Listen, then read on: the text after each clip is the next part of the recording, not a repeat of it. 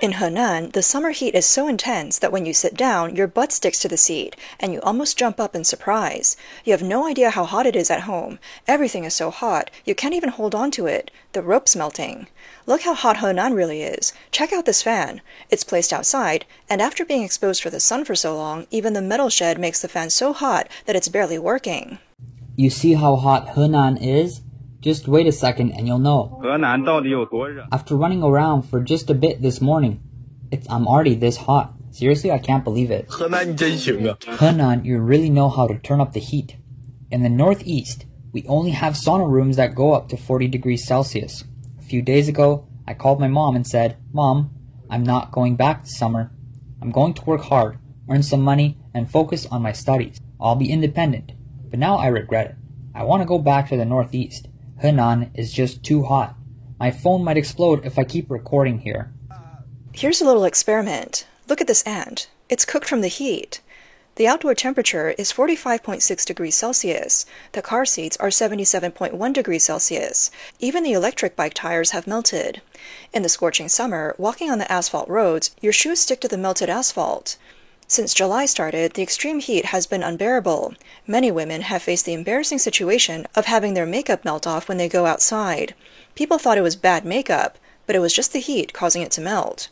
Recently, a woman from Qingdao went away for 2 days, and when she returned, the eggs at home had turned into chicks.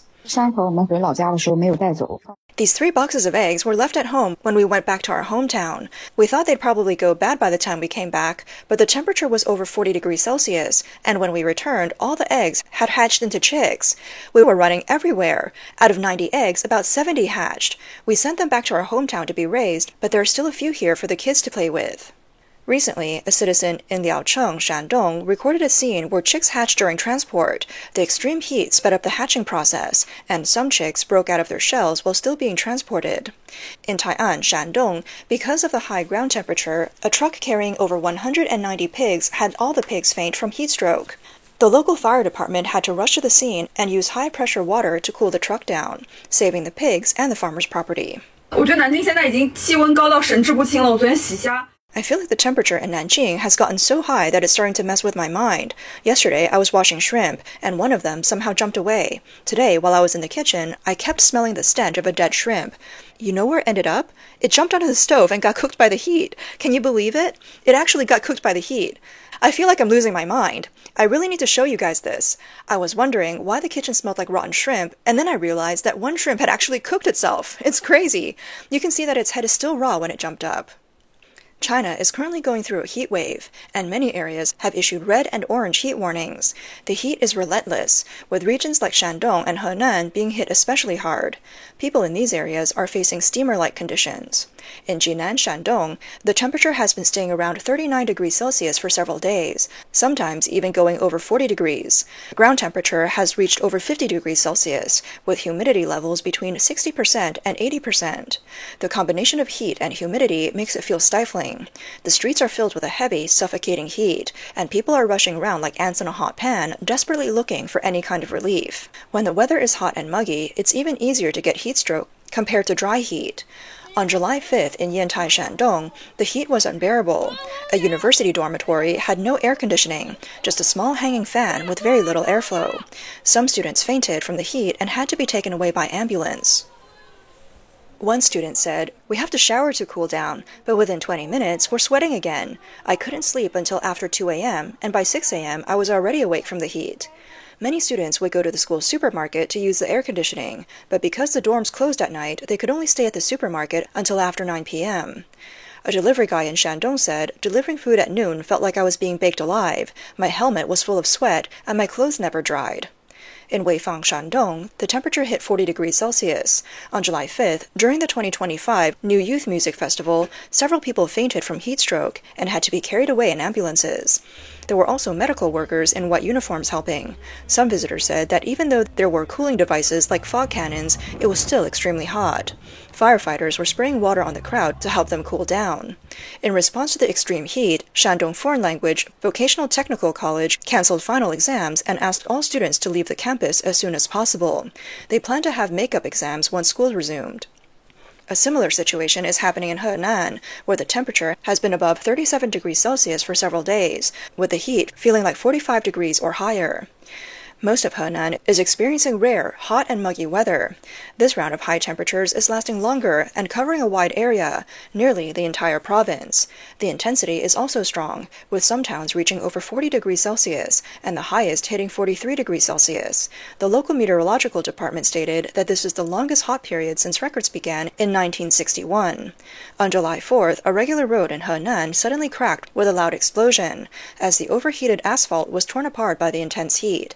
A dashcam captured the shocking moment. The asphalt twisted and arched like a black snake, stones flew, and cracks spread. This is not a scene from a disaster movie, but the real-life damage caused by the scorching heat wave. The continuous 40-degree heat has turned Henan into a giant teppanyaki grill. Experts explain that when the road surface temperature exceeds 60 degrees Celsius, the asphalt expands and builds up pressure with no way to release it, resulting in an explosive crack. This thermal expansion damage is sweeping across high-temperature regions. Although this kind of road explosion seems like a summer issue, it actually plants a deadly trap for winter. Rainwater that seeps into the cracks will freeze and expand in the winter, causing more severe freeze-thaw damage. Experts warn that if the cracks aren't sealed now, the entire road may collapse in the winter. In response to the extreme heat, the Henan government is urging employers to optimize the work environment, provide necessary ventilation, insulation, and cooling equipment to high-temperature workplaces. In case of extreme weather like heavy rain, thunderstorms, or strong winds, flexible work arrangements like working from home may be adopted. Absences due to weather-related lateness or early departures will not be counted as part of attendance assessments. Not only Henan, but Hebei is also suffering under high temperatures, with the highest temperature in Handan reaching 43 degrees Celsius. In some areas, the ground is so hot under the blazing sun, it seems like it could ignite anything. The outdoors has become a huge furnace, with everyone enduring the severe heat. 哎呀妈，这东北这是咋的了？下火了！ In Hebei, the summer is so extreme that it feels like the Monkey King knocked over the alchemy furnace, reaching temperatures above 37 degrees. It's unbearable. As soon as I step outside, the back of my neck feels like it's been cupped. The sun is following you everywhere, and when you go to work in this heat, I'm telling you, your temper will be melted by the heat. In Hebei, the women go out looking like masked warriors, probably to avoid getting their faces too tan. It's like a tropical climate now, but it's just pure roasting. Are we being grilled? On the afternoon of July 2nd, the relative humidity in Beijing's downtown reached 76%, which is not only rare in local weather history, but also higher than the humidity in southern cities known for their heat and humidity, like Shenzhen, which only recorded 66%. This triggered widespread reactions online, with people sharing images of damp, sticky subway walls. In the past few days, Beijing's average humidity has remained close to 60%, and in some periods, like the night of July 1st, spiked above 95%, nearing saturation. This created a sauna-like environment, making it feel difficult to breathe. Even the body's natural cooling process of sweat evaporation was hindered, leaving people extremely uncomfortable. The body struggles to dissipate heat, which makes it much easier to suffer from heat stroke. In contrast, the lowest relative humidity in Beijing during early July is only 12.6%, a typical dry heat characteristic. Some online users said, it feels like all of Beijing is locked in a sauna.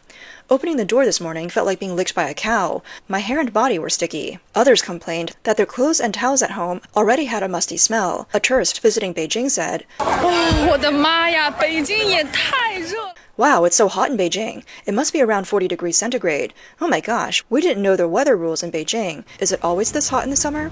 It's almost ranking number 1 in the country. I'm still wearing these long pants and black suit. My goodness, I'm really sweating it out. Wuhan, known as one of China's furnace cities, has seen its highest temperatures exceed 40 degrees Celsius since the start of the summer, breaking the hottest record for this time of year in nearly 50 years. Under such extreme weather, it's not only humans who struggle to bear the heat, birds are even fainting from it. On July 4th, a netizen posted an image of a bird lying on the ground, barely alive. He gave it water and wrote that the pigeon fainted from the heat. It's so hot this summer, even birds are getting heat stroke. The post went viral on RedNote. According to the Morning Post, the bird in question was actually a red-bellied hawk, a small raptor with sharp long wings. Because of its pigeon-like appearance, it is also called a pigeon hawk. Other reports from Zhongwang News revealed that due to the ongoing high temperatures, heat stroke incidents are becoming more frequent. The Wuhan Occupational Disease Prevention and Treatment Institute released data showing that 155 people sought medical treatment for heat stroke this year, with 5 tragically dying. This marks the first heat stroke-related deaths in the past 3 years. A young man from Xinjiang, who originally planned to escape the heat in Wuhan, was shocked to find out that the heat wave in Wuhan was even worse than in Xinjiang. He said, "I thought Wuhan would be around 30 degrees, but as soon as I arrived, it was so hot I could barely breathe." Recently, the China Meteorological Administration issued a warning that parts of Anhui, Zhejiang, and central provinces like Hubei and Henan may experience temperatures over 40 degrees Celsius. China's scorching summer weather arrived earlier than usual this year. The hottest period, known as the 3 hottest weeks, typically starts in mid-July and lasts until late August. In recent days, many provinces in mainland China have been hit by a relentless heat wave. Despite this, outdoor workers, including construction workers, delivery drivers, and sanitation workers, have continued to work, leading to frequent cases of heat stroke.